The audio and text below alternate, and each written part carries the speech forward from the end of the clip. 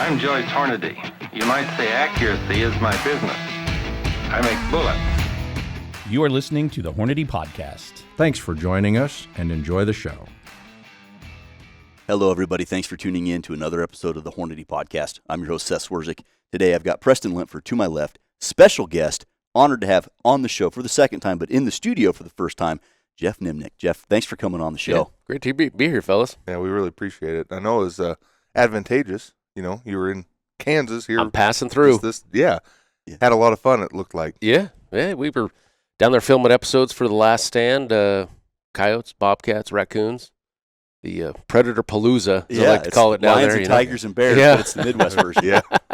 That's awesome. Well, you mentioned The Last Stand. I'm sure a lot of folks will know you from The Last Stand. You got the Coyote Craze College. You're in everything, and now affiliated with Lucky Duck, of course, doing some marketing for them. So got it. If you're a coyote hunter, you've heard of Geoff Nemnich. Hopefully. Yeah, hopefully. Yeah. And very few have laid down as many as you have. Yeah, there's been many a coyote die by my hand, but, you know, I'm not finished, that's for sure. That's what I like to hear. And we've talked about it a lot on this podcast. And I was just on an antelope hunt, and I've mentioned this on the podcast before, too. I was on this antelope hunt in early October, and the old boy I was with bounced around in the truck. I said, Kelly, we got to wrap this antelope hunting up because you're messing with my coyote killing time. Never let an animal get in the way of a good coyote hunt. That's words I live by, especially now shooting suppressed. I do not hesitate to let one rip. There's been a lot of mule deer hunts I've been on. You know, you're 2-3 miles deep in the sandhills, and you're like, oh, yep, I'm going to shoot that coyote. Yeah, you got to turn everything into a coyote hunt, I think. Yeah. You know, Yeah. my buddies don't invite me anymore to go deer hunting with them because they're the old school type, right? They don't want me shooting at stuff. Yeah. But I'm like, if I'm going out there bouncing around looking for deer, hey, coyotes are fair game, you know? I'm almost embarrassed to say I've probably shot more coyotes deer hunting than coyote hunting. That's probably true, actually, now that I think about that.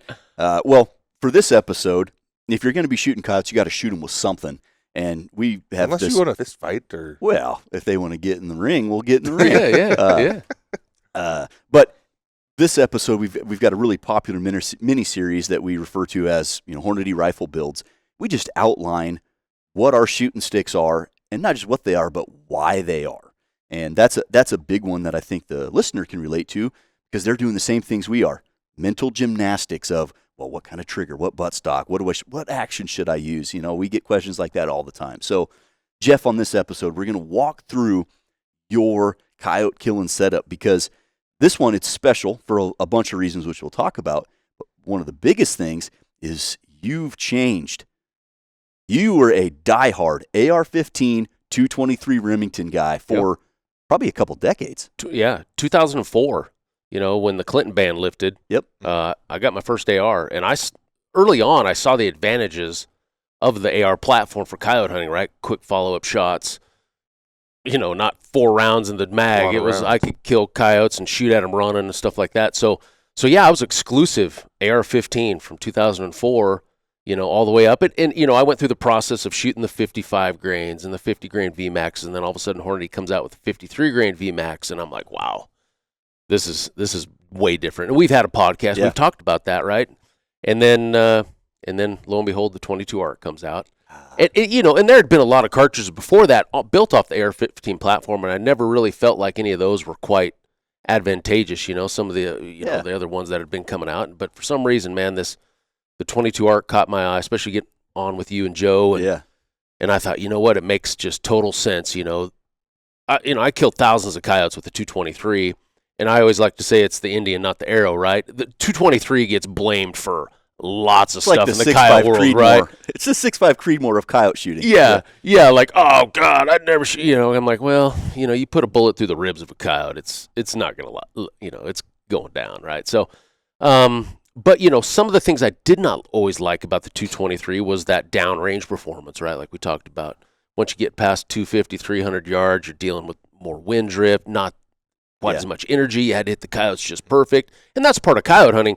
We're trying to call them in, but there's going to be coyotes that check up and hang up, and you're going to have some longer shots. And for me, the 22 ARC was the way to go. What I did not quite know ahead of time was how great that ELD VT bullet was, you know. And I don't know, we're talking about guns right now, but It's been impressive. Yeah. You know, that was a huge side bonus for me, is just the devastation that bullet creates in coyotes. Especially at range.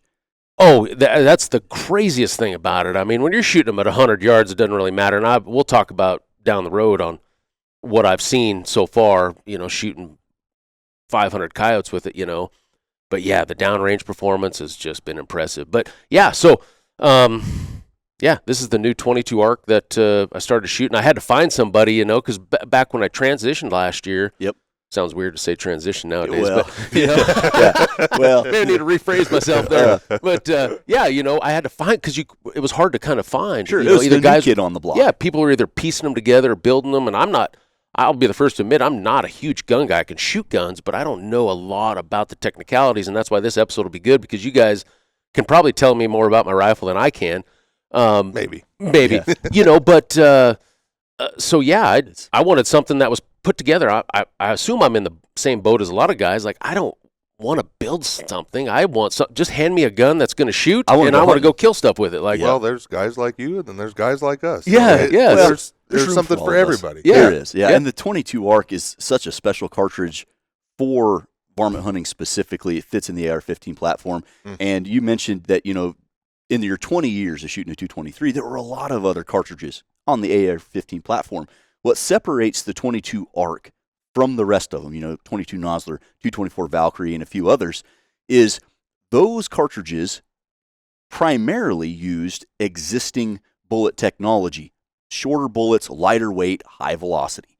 And the Valkyrie had the twist rate to shoot the heavies, and there were some heavy bullet options, and still are, and those will do okay, but they lack the velocity, which is really helpful. So there was not a huge advantage over the 223 with the 53s.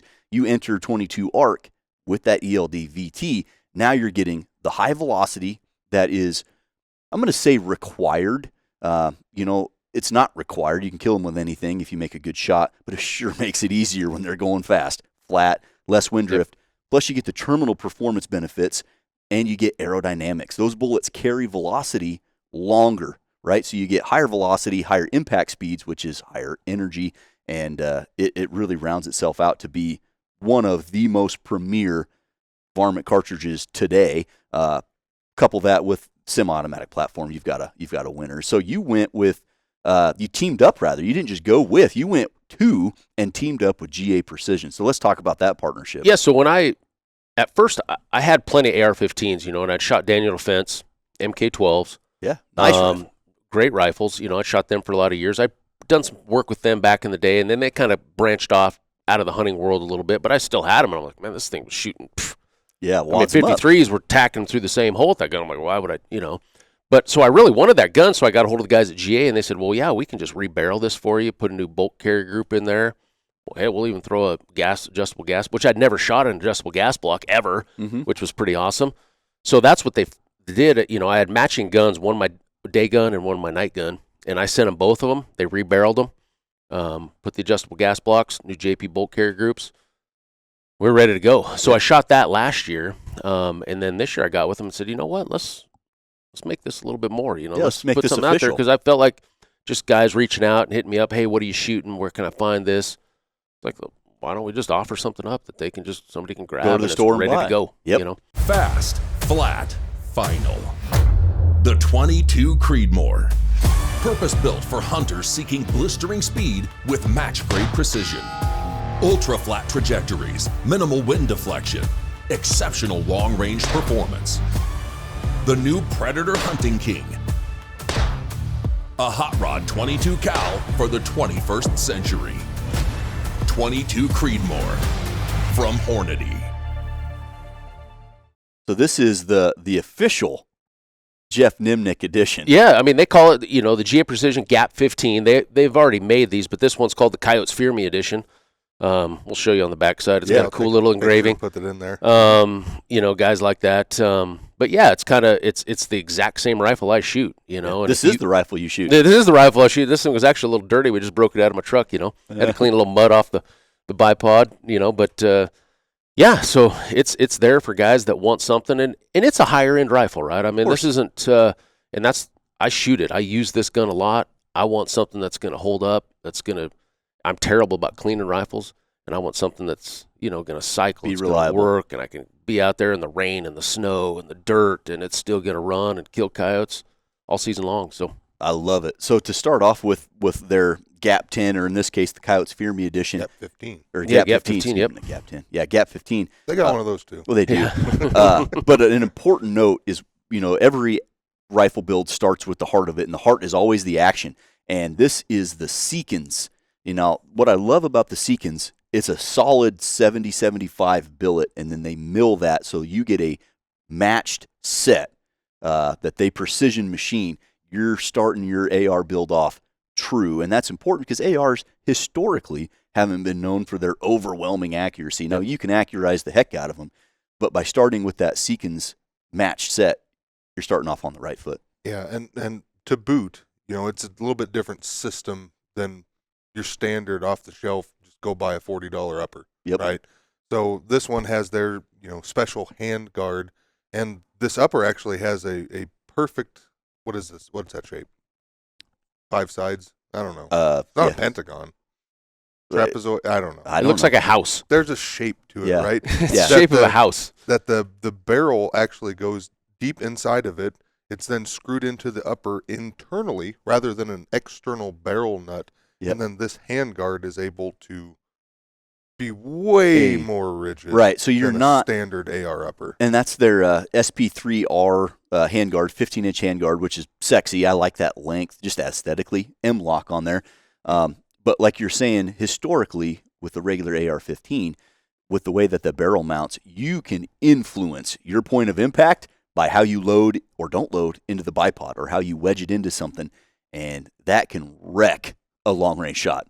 And that's something we talked about, because most coyote hunters are shooting off either a bipod like we have on here or a tripod, and you're putting flex, you're putting pressure onto that hand guard, and that's just part of coyote hunting. You're usually sitting down, putting pressure on it, and that's one thing that they walked me through and said, hey, this is going to be a pretty cool feature. It's not going to influence, the barrel impact, nothing. The way that slides right over, hooks on, touches nothing.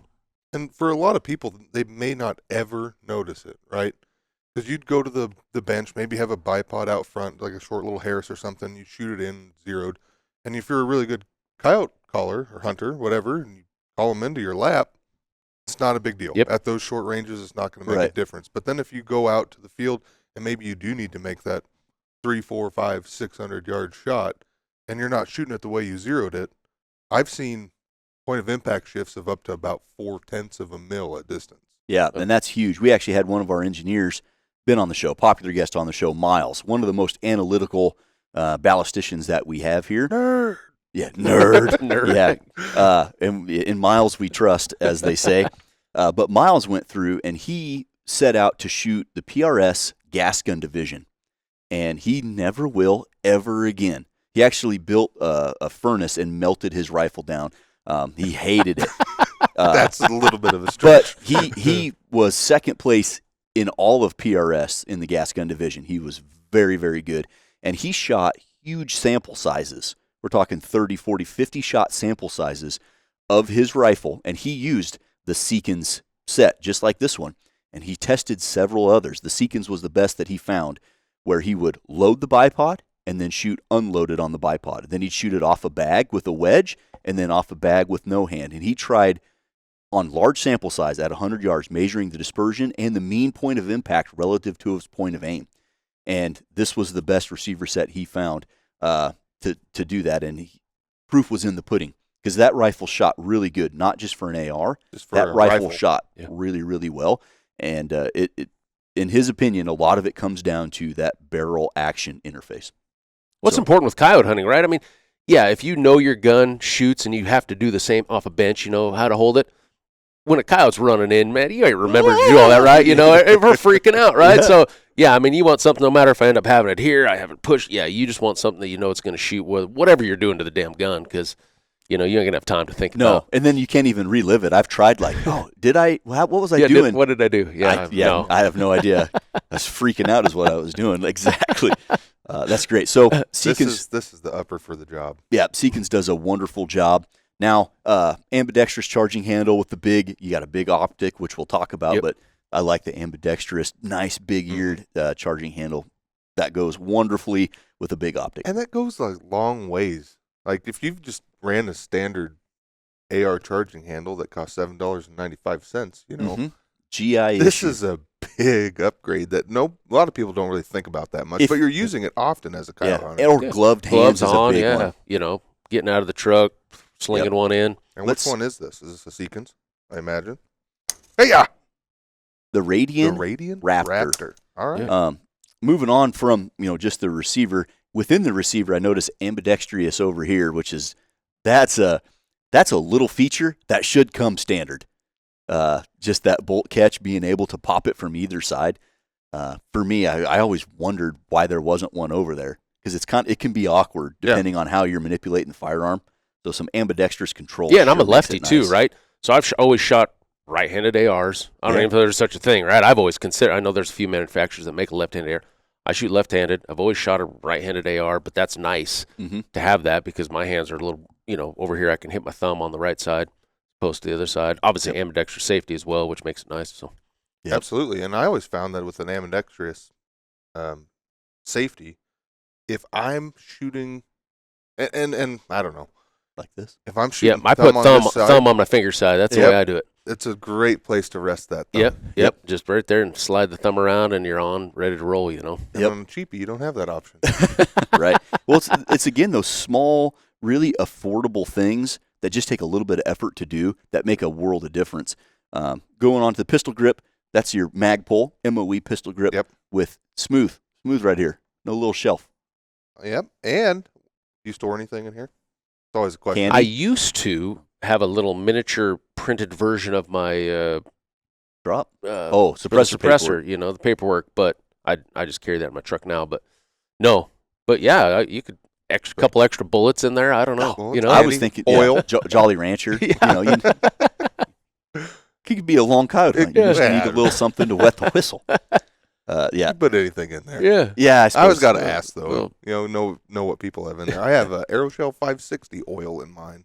I had my old AR for many, many years before, and it had some sort of pistol grip on it, and I didn't even realize it even had a thing. I think one time I bumped it and it knocked it off, and I'm like, oh, I didn't even know. Yeah. All right. So cool. Awesome receiver set. Like I said, that one, they make them none better. I mean, there's a lot of good ones out there. So they do make some that are also really good, other manufacturers, but I really, really like I've been that impressed. Seekins match set. We talked about the barrel extension. We talked about the handguard, that 15-inch SP3R all M-lock, which is so convenient. You want an Arca plate? Great. Picatinny rail? Great. Sling swivel? Doesn't matter. And then put anything M-lock on there. Yeah. Whatever. The 15-inch handguard wonderfully complements an 18-inch barrel. Yeah, that's true. And so what GA puts on these is a 1-inch diameter Bartline 1-in-7 twist. And that 1-in-7, that's the standard Sammy twist rate, specifically selected for those 62 grain VTs, our 75 ELD match, even the 88s. It'll do great with all of them. And you're going with a Bartline. You want to guarantee your rifle's going to shoot pretty good. Put a Bartline on it. Yeah, I'm guessing this thing shoots really well. But I truly believe, I've been asked this question a lot, and I'm sure you guys have too. Hey, I'm building 22 ARC. What barrel length do I go with? My answer has almost become generic, just 18. If you're building a gas gun, put an 18 on it.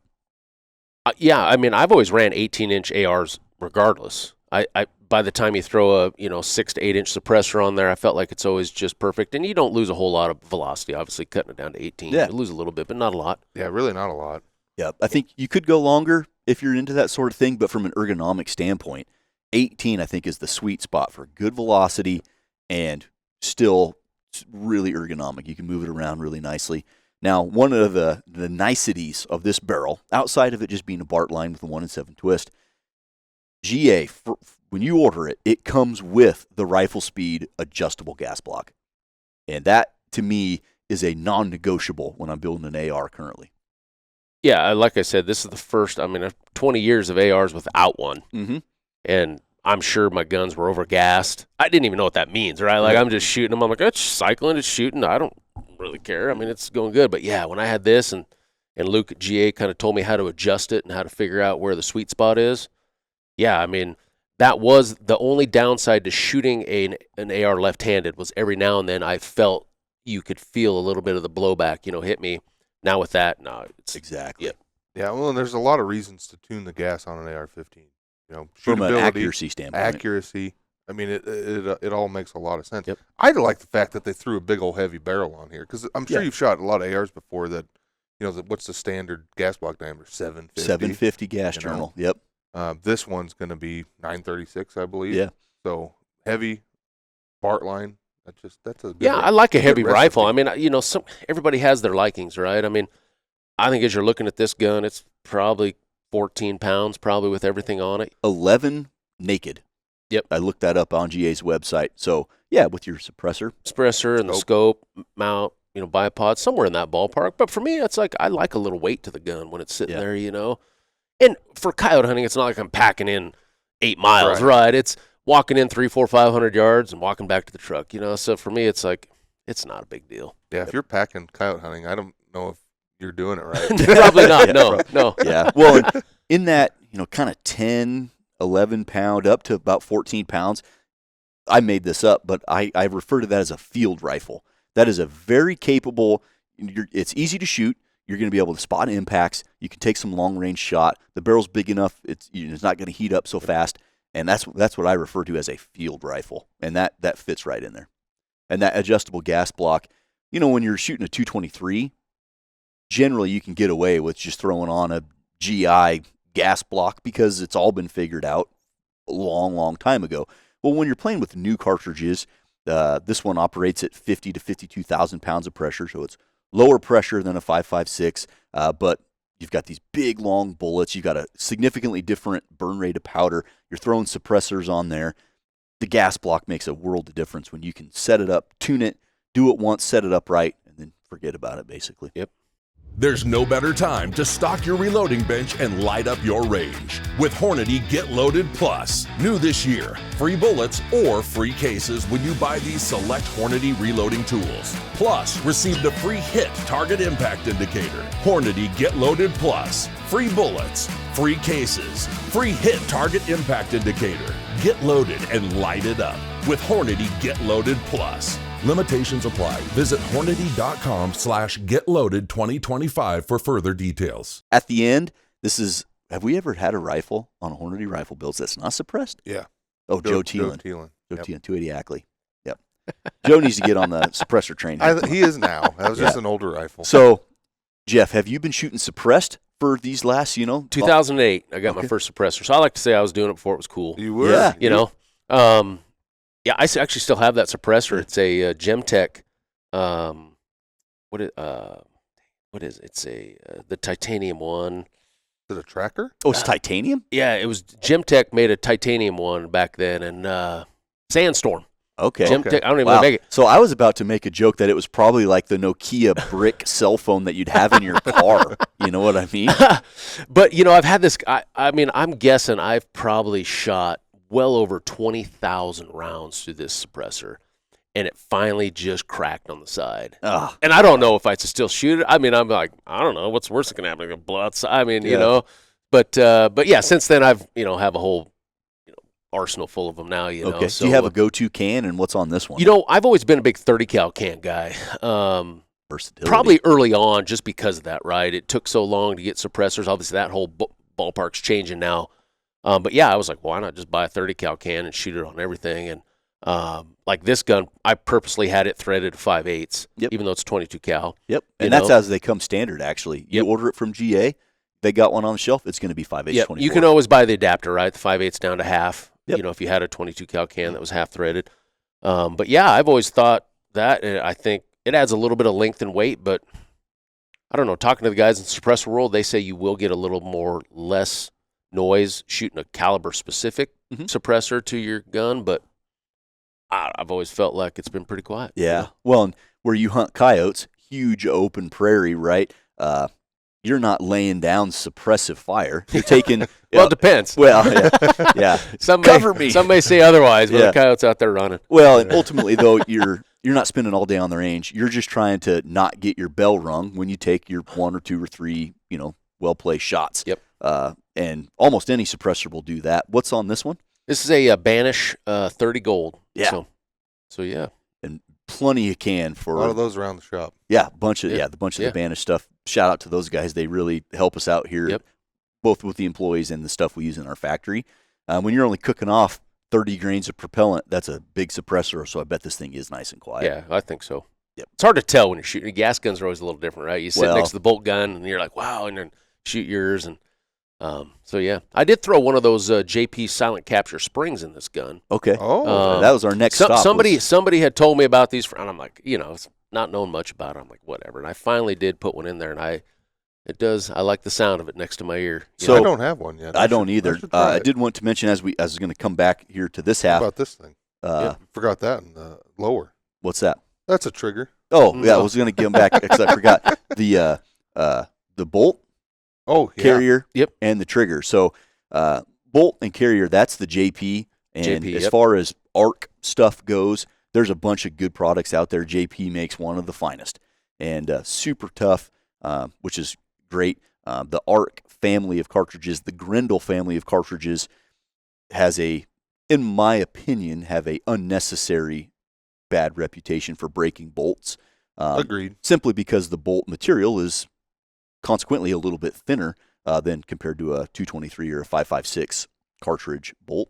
And it's a serviceable item. When Eugene Stoner designed this thing, that was a serviceable item. It's going to break, and they will break with a 5.56, and they will break with literally anything in a gas gun, but JPs are uber tough. Early on when I was shooting these, I did find actually that the bolt carrier group made a difference in accuracy. Really?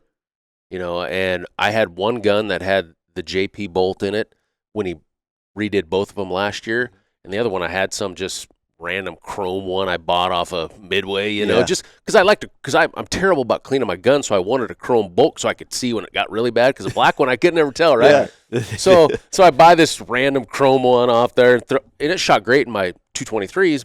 I used the same bolt, but it had the JP bolt face on it, Yeah. but the chrome bolt carrier, Body, Yep. Yeah. it shot like 2.5-inch groups. Ooh, that ain't going to work. And so the other bolt I had was the JP bolt face, all that, and it was shooting groups sub MOA, and same exact rifles, back and forth. We couldn't figure it out, so I swapped bolts. Sure enough, the other gun, Wadded them up. Wow. craziest thing. Nobody could, and it's a weird thing, and so it just goes to show that sometimes I think the higher end stuff with some of this stuff is worth it, Yeah. to make sure your groups are going to shoot. So Well, that's something to check in the future for me. Yeah. I'll just throw a different bolt Yeah. carrier group Yeah. in there and see if that fixes an accuracy issue. That's Yep. awesome. Going down to the trigger, now you've been shooting Geisley for a long time. This one comes right out of the gate with the SSAE Geisley trigger. Is that your Yep. go-to trigger personally? it's always been my go-to. I mean, I think when I started shooting those Daniel Defense MK12s, they came standard with that. So as a AR guy, I think early on I was trying to think of some of the early ARs I shot were DPMSs and oh, yeah. stuff like. I don't even know. I know they weren't the mil spec like 9-pound triggers. I know they He's were. got a patent on those, don't he? On his triggers? We had Randy Luth, the founder of DPMS, on our show. Okay. And I forget what he would do to those triggers. I think it was a coating. They'd machine them and polish them, and then they'd coat them with something. So it was still a mil spec trigger, but instead of the 6.5 Yeah. pounds with like 8 pounds of sand in it, Yeah. it was like 5 and smooth. And I think that's probably what I originally shot. And then it wasn't always great, right? I mean, I always felt like I wanted the light trigger like on a bolt gun. And then I started shooting this 2-stage, and I'm like, wow, it reminded me a lot of the AccuTrigger. I had a Savage bolt gun, AccuTrigger where you kind of pull the slack out, and then I was like, that's exactly what a 2-stage is, right? You pull the slack out, and then it gets tight, and it's a 2-pound trigger from there. Yep. And so that's what I've shot forever. I like it for the fact that I can pull the slack out when I'm shooting at running coyotes. I'm just barely till you hear the click, and then it's not release and slap. It's just going. So yeah, that's been my go-to is the 2-stage. I think a lot of guys, if you've never shot a 2-stage, you might not like it probably right off the bat. I think it's something you got to kind of to learn to shoot and learn to like. But yeah, Makes it's sense. been Though. my It's go-to. probably why you're so good at shooting those runners. It makes a lot of sense. Well, yeah, for the Take listener slack out. that hasn't, Jeff is got a well-earned reputation of shooting dogs on the run. Lots of practice. Yeah, I guess. Well, that is a It's great a talent. trigger. Yeah. Talent. Yeah. Yeah, it's an acquired skill, really. Maybe there's like maybe there'll be a running coyote competition at some point in the PRS series or something, right? There's moving targets. There's moving targets. You could put a runner at an GA angle. has a range. You guys have been to GA's range, right? Yeah. The coyote mover out there, right? And I'm like, there's no way a coyote's going. I mean, it's going like 10 miles an hour out there, right? And I'm like putting the coyote lead on it, and I'm like, can that thing go any faster? Let's make this more of a challenge. You know, I was giving him more hell realistic. about it. Yeah. Yeah, right. Running perfectly broad. So, no, it's not going up and down a hill like this, you know? What would be really cool is if you had a guy on a rheostat that every time you shot and missed, he'd dial up the speed like a real coyote. Yeah. Or switched him the other way. Comes in at a walk, you miss him. But yeah, the Geisley, it's been my go-to. But, you know, the great thing about triggers are, right, they make all kinds of great drop it. I mean, it's easy. Yeah, I don't like even that know one? much about guns, and I could drop a trigger in a rifle, right? Like, so, yeah, you can mix and match what you want there. That's a good one. I love a two-stage trigger. I actually went to a two-stage on one of my PRS bolt guns, the Timney. They make a Calvin Elite, and I met Calvin. His last name is not Elite. I thought it was. But, I met Calvin, complimented him on his trigger, but I went to a two-stage, 8-ounce. Wow. You've got a first stage, 8-ounce, and then you fill the wall, and it's 8 ounces to let her go. And for shooting PRS, I've absolutely loved it. Now, I have gone to single stage, gone to the Trigger Tech Special, any of the Trigger Techs for that matter, but I still have that Calvin Elite 2-stage, and I'll shoot it on it at a match. I really enjoy that trigger. I'll do Even it. on a bolt gun. I think for the coyote stuff, that 2-pound is about perfect because you get out there in the cold. Most of the time, you're going to have some sort of glove on. I've been with guys with bolt guns that had some, and they're like, how'd you miss that coyote? Well, to be honest with you, the gun went off before I was kind of coming down on it, and I just got a little too much pressure on there, and it went off on me, But yeah, 2-pound for me for coyote hunting is just about perfect to give you that precision you want, but not so light that you're accidentally touching it off because you got a big pair of gloves Giving on. him a warning. Yeah. Yeah, and I live by that truthfully for all my hunting stuff. I built a rifle for my son. That one's got a 3.5-pound trigger because he's 10. Yeah. But for most of my hunting rifles, they're anywhere from 2 to 2.5 pounds. Yep. And I think that's a good sweet spot. Yep. So moving back from that, you said you've got the capture spring. Yep. The from JP silent capture in there. Yeah. It was easy to do. Obviously, good for me. Like I didn't know what I was doing. Pull I out just the pulled it buffer and pop. spring. All right, cool. Yeah, You know? and noticeable difference. Yeah, the sound, and I don't know if it does anything other than that. I really don't know the purpose of it. Maybe you guys can fill me more on that. You don't get that weird kind of twang, beside your ear. Just feels smooth, like. So That is, I'll have to go to the range. I know I don't have one. I'll have to look into that. because that's right where your ear is right on that thing, right? Yep. So it's like you hear and that. it's not even hearing it at that point. You're feeling the sound right through your bones and such. The neat, and then the rear of this thing, probably my favorite AR buttstock. Yeah, for a field rifle or a lightweight rifle, absolutely. This is my go-to. Yeah, this is the Magpul PRS Lite. Now they make a PRS stock which is got way more controls and length of pull and riser height. It's easier to manipulate. This one, they cut it down. It's simple. It's obviously lighter in the name, but it's super comfortable. That's a big one. Yeah, I've enjoyed shooting it. I up until this point, I had just the 5-stage. So my boys always shot my gun, and I always thought it was cool that they could suck it down. Get the length of pull right. But they're old enough now, and I'm like, okay, it's going to be hopefully a long time before I have grandkids that need to suck it down anyway. So, yeah, and for me, I think you always want to try to get the scope mounted as close as you can to the right, down to your rail, and that was the perfect height, without having to. I didn't even adjust it at all, really. Yeah, I mean, Plus, it's you right have there. facial hair too, so the adjustable one rips the freaking right, hair it right catches out of in my there, yeah. cheek. Yeah, It really does. that's one of the reasons that I like this, and there are other stocks as well that I'll choose for an AR simply because it won't pull my facial hair out. Yep. I don't know why that's so I've annoying. never thought of that, but that makes sense. It really does. Yeah. Secondary benefit. Hornady V-Match Ammunition. Loaded exclusively with Hornady ELD VT bullets. The low-drag design of the ELD VT bullets provide high velocity retention and minimal wind deflection. Initial offerings include 22 ARC, 6 ARC, 6mm Creedmoor, 6.5 Grendel, and 6.5 Creedmoor. Elevate your varmint shooting experience, shatter records, and make your mark like never before with V-Match Ammunition from Hornady. All right, so that's the rifle. It's the Coyotes Fear Me edition from GA Precision. Outstanding rifle, accurate, only available in the 22 ARC, 18-inch barrel. Thing's going to shoot. It's going to perform. You could use this for a bunch of tasks, but obviously coyote hunting will be great. We've got the Cerakote on there. You know, that was a cool one. Yeah, I never had a Cerakote gun, but, out there, I mean, I had this gun in the rain 2 days ago.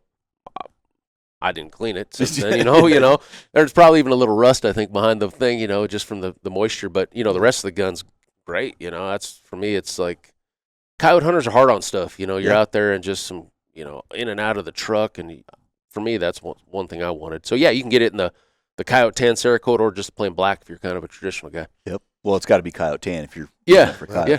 This is all laser engraved. Laser engraved, yeah. That's really cool. The aluminum, it comes out kind of white looking, silver, so. Yep. Well, let's start. We got a Picatinny rail on the bottom of the of the forend here, and then it's like a sling swivel. So you got a sling on here. Yeah, sling. I've always been kind of a traditional guy with the sling.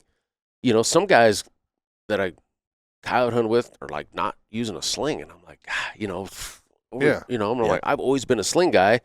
Obviously I don't even know what they call that, where you can snap it into Flush cup. Whatever. This had that, but it was at a bad angle, like I was kind of getting hung up with my tricer and kind of was running over next to my, pistol grip. So I wanted something. So, yeah, I just bought this little adapter. Yep. That hooked right into the M-lock and hooked my sling to that and bought the little 4-inch. That actually came with it. It comes with either the Picatinny or the Arca plate, depending on what you're shooting. Mm-hmm. It's an choice you can pick, So yeah, whether you're night hunting or even day hunting off a tripod, So up on top here, we've got a big old optic. Now, are you typically a magnification hog? I see this is the 5-30 Tango 6 from SIG. Talk to us about the optic and why you went with that one. I've always been wanting lots of power. Yeah. I keep my scope at 10 power. It never goes under 10 power, which is kind of a unique thing for me. I've never hunted with anybody that really keeps their scope for coyotes that high. Usually guys will keep it low, turn it up. But for me, that's where I've always kept it. Probably one of the reasons that I've gotten good at shooting and running coyotes is I keep my scope at the same power all the time. So that sight picture I'm getting all the time is the same. The coyote changes size, and that's what tells my brain how far to lead it, right? But in coyote hunting, they're a small target. Coyote does check up at 200, 300, 400 yards. I like to zoom in and watch them smile, when the bullet hits them, So, yeah, I've always wanted a lot of power, and SIG was a sponsor of the podcast and stuff, and I said, well, what's the best thing you got? And they came out with this new Tango 6. And, optics are what you get, right, when it comes to price. I think this is a couple $1,000 scope, and it's been great. And I'm hard on stuff, and this gun's in my truck for 5 months straight, bouncing around. And I want an optic I'm not having to go sight it in every 2 weeks. Mm-hmm. And this thing's been great, and I can pair it with my, I think they're the Kilo 10K binos. Yep, with the dope in there. And it's, even though I had them, they built me a custom dial for this gun, sent them all the ballistics, like that. So, yeah, I could shoot the range real quick, spin the dial, similar to like the CDS on the loopholes and stuff like that, And, yeah, it's been great. I like that. That's cool. I've always been I never really noticed. Yeah. And it's on. I mean, I think one day last week I killed 3 coyotes at 1,300 yards total in 3 shots. Jeez. With that dial was dead on, man. So, yeah, that's a poke. It was 3 different kills. I think one was like 540, one was 460, one was 450. They're still that's what I mean. They're 360. So when you're shooting a animal, that tall. And it's quick. I mean, that's what you want. For me, it's always been with coyotes. Like, they're not sitting it's not like a big game where you have, okay, guys, let's all get ready and take your time and let's shoot the range 10 times and let's really have 5 minutes to check what the wind's doing. Coyotes are standing there for like 10 seconds. They're gone, right? Mm-hmm. So it's just quick, boom, making a quick shot. Hit him, you don't, no big deal. But, yeah, the reticle's a little busier than what I have shot in the past. This has all kinds of Christmas tree stuff. I mean, hash marks and stuff like that. But ultimately, at the end of the day, a crosshair's a There's crosshair. that stuff in the middle that matters. And I was a little worried about that, but You look right through it. Yeah, hasn't been an issue. The glass has been good. Like I said, for me, the big thing is durability. Like this thing holds, spinning that dial up. Is it re-zeroing itself every time? Is it getting hung up? That's big on an optic for me.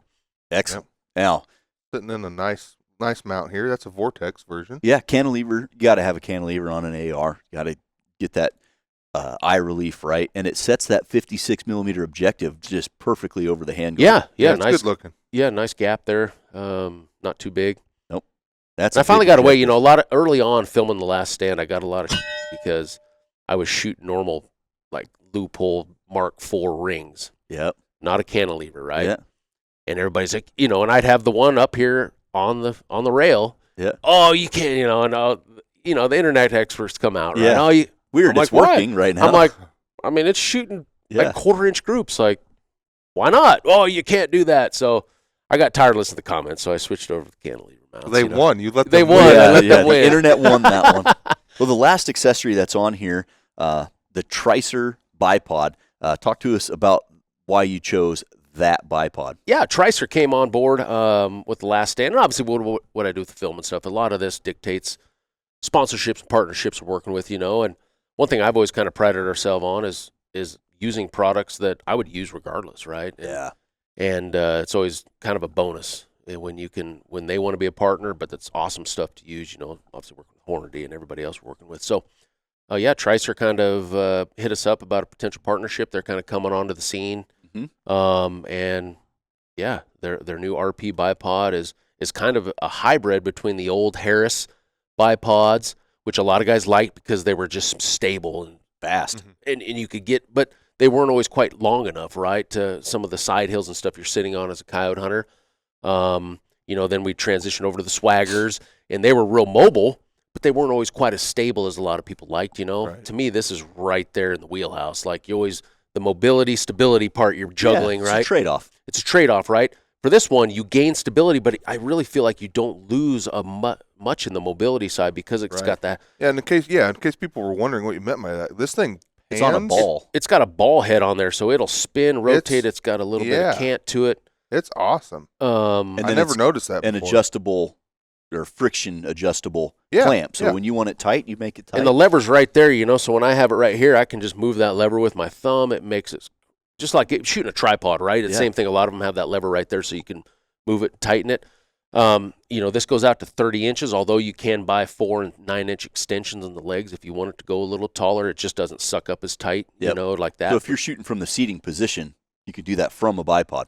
Yep. That's pretty handy. And this has 4 different adjustments. This is as wide as it'll go, and it has 4, angles that you can get the legs in, like you were messing with a Preston. And you can actually get it a little narrow if you need it taller, if you want it out a little wider. Absolutely. These are all fully adjustable. I've been super impressed. Like I said, sitting down, like I said the other day, killing those coyotes at 540, sitting down off this thing in 460. I mean, to me, those are long shots. That's a long shot sitting down. But when you're sitting, that adds a level. That's not off bags, off anything. That's sitting down off of these, shooting. So, yeah, I've been super impressed, man. And the fact that you can get on target quick with that adjustable head. Like a lot of times when I'm hunting with guys, you talked about the running coyotes. That's why I get good at running coyotes, because whether I'm guiding or doing coyote schools or whatever, coyotes get missed. And I tell the guys, hey, I'm backing them around. I'm just backing you up, But I've seen a lot of coyotes get missed, and it's quick, throw the gun, and you don't have time to get perfect because the coyote's 20 yards and he's over the hill and gone. So it's throwing down and getting on target quick. And so far, man, I've been super impressed. It's all about speed, as it turns out. That's what you talk a lot about. They're not standing around. You got to get quick acquisition. Hitting them on the run is tough, but that helps. Yeah, I'd heard of Tricer before, obviously. I didn't know that this bipod hand and tilted. That's huge. I had no idea. We'll have to stop at the show. Tricer, if you're listening, you're going to see Seth and Preston at one of these trade shows in your booth. Yeah, it's nice. And that's really the key to coyote hunting, is having a setup here like this that you can kill coyotes quickly with and get good at it, right? I mean, people see pictures of our big piles of dead coyotes, right? And there's certain things, and we'll talk about that down the road, is how to make that happen. But the killing part is important, right? Yeah, right. You can call them in all day if you want. You have to have a great setup. You have to be good with it. Yep. And you have to be efficient when the coyotes come in and it happens fast. You don't have all the time in the world, and to me, that's the difference between a big pile and not a big pile. A lot of times. Yep. So you've had this for this year, this season. Yep. When did you get it? I actually went to GA this summer. Sat down with Luke. He's their main AR builder, and we kind of just went through and says, "Hey, what do you want to see on it? What do you want to see here?" We engraved it, put it all together, and I said, "Yep, that's the gun I want to shoot." And we went out to the range and shot it. And then, I couldn't transfer it right then. They had to do something else to it.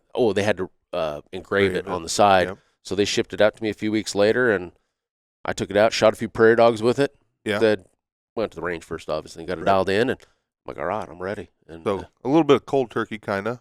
A little bit of prairie dog help, but Yeah. then just went out hunting with it, it sounds like. yeah, it's crazy. I think I do a ton of shooting from October through February 1st, March. Right. What a lot of people know, I know I've heard you guys talk about practice and this and that. Yeah. A weird thing is I don't shoot a rifle for probably 6 months.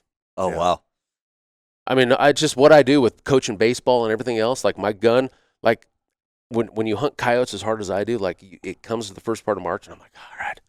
And my gun is trashed out. It's dirty. It needs cleaned probably 3 months ago. I hate to admit this, but I actually pay a gun guy in town to clean my rifles for me because I hate it so much. I was in the Marine Corps, so it's like, it's like, that wasn't weapons maintenance. Yeah. That was killing time. Yeah, It's like, exactly. So I hate cleaning rifles, and I'll take it to him. But yeah, I'll throw it in the safe, and then I'll break it out in September and clean it and get ready to go. So I'm not going to blow smoke up the butt and tell you I'm out there all the time practicing shooting because I'm not. Yeah. But once the season comes, but for me, I've shot enough over however many years. Like I feel like it's almost like riding a bike. Oh yeah, To a certain right extent. back. If you're a naturally a good shooter, like I almost feel like I shoot better at the beginning of the season. Sure. It's like golf season, right? If you golf, you can relate to this. Like the first time you feel out golfing, everybody's like, "Man, I've been smashing the ball," and then you start to overthink it a little bit, and then it goes to hell on you. Shooting for me anyway, has always been that way. Like I'll make some crazy good running shots this time of year. Shoot high percentage running shots. I mean, all the standing stuff is what it is. Those coyotes die. But the running shots for me is where it's at. And then towards the end of the season, I'll miss some running shots, and I'll be like, how did I miss that? I feel it's like that. We're like, I've been shooting too much. Yeah, time to hang it up for a little bit. We've got some sponsored shooters, same thing. Like they don't practice anymore, and they win PRS matches. Yeah. They've just done it so much. What it says, like the rule of 10,000 hours, right? Like I've been coyote hunting enough and shot enough that I think you finally get to that point where it's just Second so nature. natural. You don't lose it. You never lose it at that point once you get to that point. And I've been lucky enough to be that way where I don't have to go burn up all my ammo in the summer. I can save it for the winter, when it counts. Yeah. Groovy. Well, Geoff, thanks for walking us through this rifle. This is obviously That's a looker. It's looker. It's a performer, and I've got nothing else for you other than good luck the rest of the season because the season's just getting started. Yeah, it is. It's just this baby's just getting warmed up. Yep. Anything else for the listener about your rifle build? Yeah. I mean, you want to go see some more videos on it, my Instagram page. Yeah. What is that? At Geoff Nemnich. Okay. Geoff. Yeah. Just search GEOFF and you'll probably come on it. And then if you just want to go to their website, gaprecision.net, just go to their hunting rifles. There it is. You can get all the specs on it. And yeah, that's Awesome. all I got. Well, That's I'm motivated to go shoot some coyotes now. Yeah, I'd really like to go right now. Yeah. Awesome, guys. Well, thanks for coming on the show. You bet. Ladies and gentlemen, thanks for tuning in to this episode all about Geoff's ultimate coyote rig, the 22 ARC Coyotes Fear Me edition from GA Precision. Go check it out. Thanks for listening. We'll catch you on the next one.